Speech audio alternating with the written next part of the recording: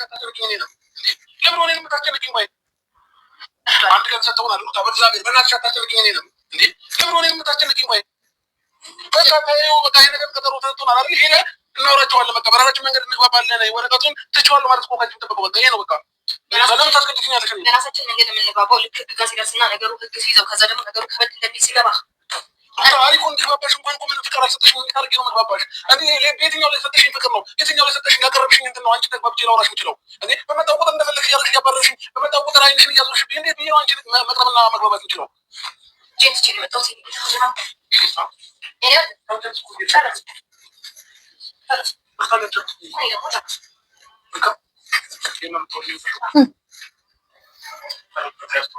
አስተውላል እናንተ ዘፈን የምንሰማበት ሰዓት የለንም፣ ጊዜ የለንም። ዳይ ወደ ፍትፈታችን ማለት ነው። ሰላም ሰላም፣ እንዴት ናችሁ? ውድና የተከበራችሁ በመላው ዓለም የምትገኙ ኢትዮጵያውያን፣ ኤርትራውያን የቻናሌ ቤተሰቦች እንዴት ናችሁ? ደህና ናችሁ ወይ? ሁሉ ሰላም ሁሉ መልካም፣ እኔ ጋር ሁሉ ሰላም ሁሉ መልካም፣ እናንተ ጋርም ሁሉ ሰላም ሁሉ መልካም እንደምን ተስፋ እያደረኩኝ ይሄ ቪዲዮ ስትጀምሩት እንደተለመደው ላይክ እና ሼር ሰብስክራይብ በማድረግ ሰብስክራይብ ስታደርጉ የደወል ምልክቱን በመጫን ቤተሰብ ትሆኑ ዘንድ በአክብሮት እየጋበዝኩ የተለመደ ሀሳብ አስተያየታችሁን በኮሜንት እንድትሰጡኝ እያልኩኝ እንግዲህ ዛሬም አብርሃም ታደሰ ቤት አንድ ቪዲዮ ተለቋል ማለት ነው።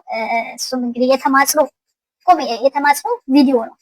ሩታ እባክሽን ይሄን ነገር ታዩ ተፈትቻለሁ፣ የአንድ ቀን እድል ተሰጥቶኛል።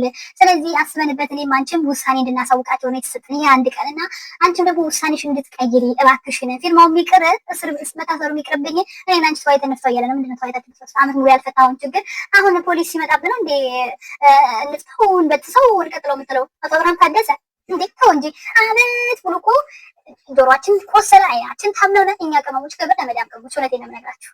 እንዴ ምን ጉድ ነው? ምን ጉድ ነው?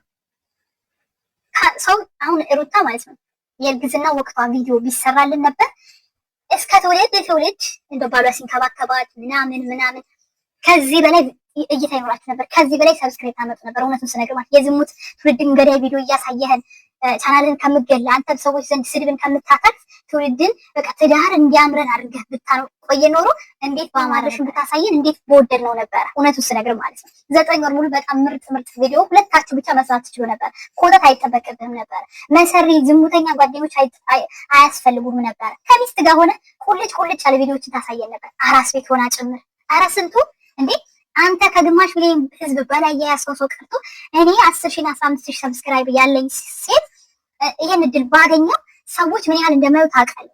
በተለይ የመዳም ቅመሞች ሰው ሀገር ላይ ሆነን ሚናፍቅ እንደዚህ እንት ቆሽሸ ትውልድ ገዳይ ቪዲዮ ሳይሆን የሚያጽናና የሚያስደስት ነገር እኛ ህይወታችን ላይ ቢሆን ብለን የምንመኘው ሰላም፣ ደስታ፣ ፍቅር ያለበት ትዳር ነው የሚያምረን። ጭቅጭቅ ትርቅማ ምን ይሰራልናል? በዚህ መቆይ ተቀጠቁ ነው ለገንዘቤ ምን ይሰራልናል?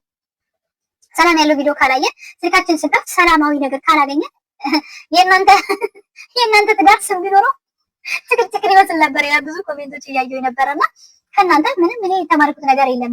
ትዳር ዝቅ ማድረግ፣ መጨቃጨቅ፣ አለመደማመጥ፣ ሚስትን ትቶ መውጣት፣ መንዘላዘል ምንድን ነው የተማርኩት? እስኪ አሁን ከዚህ ትዳር እውነት ለመናገር የሴት ልጅ ጭቆና ህግ እንደሌለ ይሄን የተማርኩት እኔ እውነቱ ከመናገር እውነቱን ስነግራችሁ ማለት ነው። እና አስተውሉ። በተለይ አሁን ይሄን አይነቱ ነገር የምትደግፉ ድራማ ነገር ራሱ የምትስቁ ምንም የሚያስቅ ነገር የለው። ድራማ ሆኖ አይደለም የጠፋ ግን የሚያስተምር ነገር ስለሌለው ይሄ ነገር መቆም አለበት ነው እያልን ያለ ነው።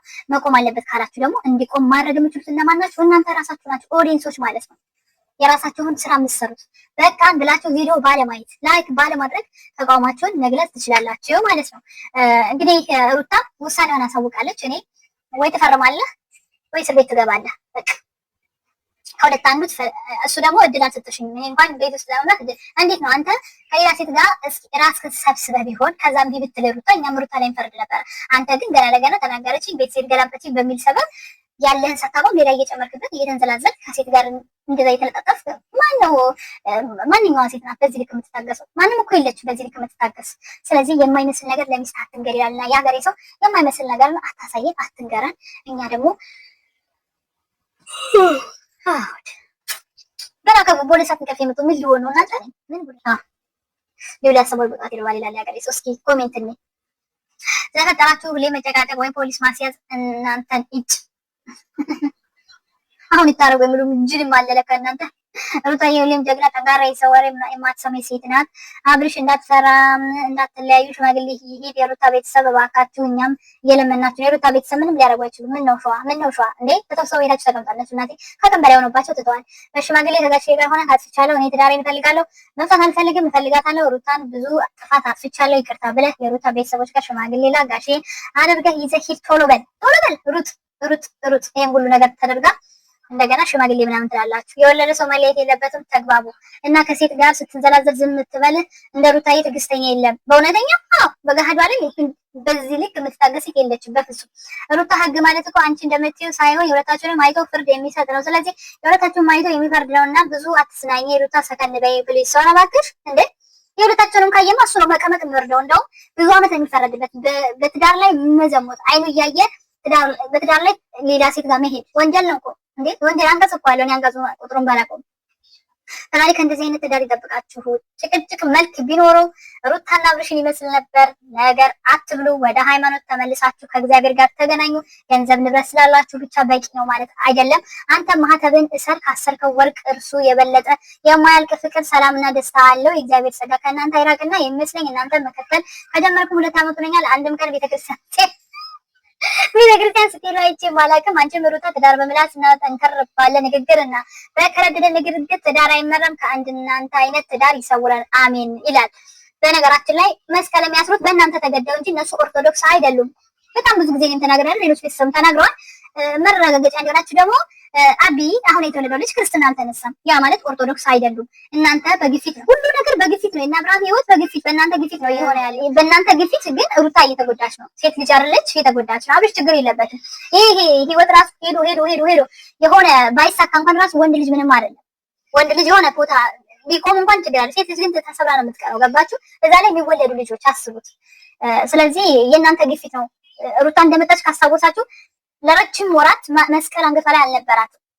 እኔ ሃይማኖቱን ብያለሁ የምከተላቸው ውሸት ስለሚሆን እና ልጆችዬ ከዚህ በኋላ ያለው ደግሞ በኋላ ሪከርድ አስገባሁላችሁ። የማይክ ነገር አርቲፊሻል ሆኖብኝ አሁን ኋላ ድምጽ እያስገባሁ ነው። ዞሮ የሃይማኖታቸው ጉዳይ ይዞኝ አይደለም እኔ ስከተላቸው ሃይማኖታቸውን ብዬ ሳይሆን እነሱ በቃ የሚሰሩ ስራ ነው።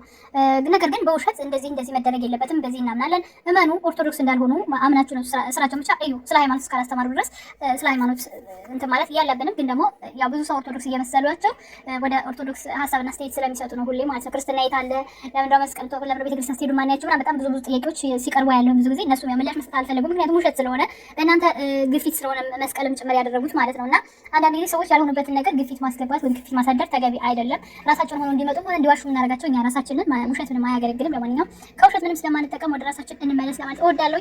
ላይክ እና ሼር ሰብስክራይብ በማድረግ ሰብስክራይብ ታደርጉ የደወል ምልክቱን በመጫን ቤተሰብ ትሆኑ ዘንድ በአክብሮት እየጋበዝኩ የተለመደ ሀሳቦቻችሁን በኮሜንት እንድትሰጡ እያልኩ የዛሬ ቪዲዮ እናበቃለሁ። ብለማለትና ዳክስ ቅባት እንዲሁም ሹፍን ሽቲዎችን እንደዚህ የለበስኩት አይነት ሽቲዎችን ማዘዝ የምትፈልጉ 0962 20 30 35 በማዘዝ ትችላላችሁ። በዋትስአፕ ማለት ወዳችኋለሁ። መልካም ጊዜ። ቻው ቻው።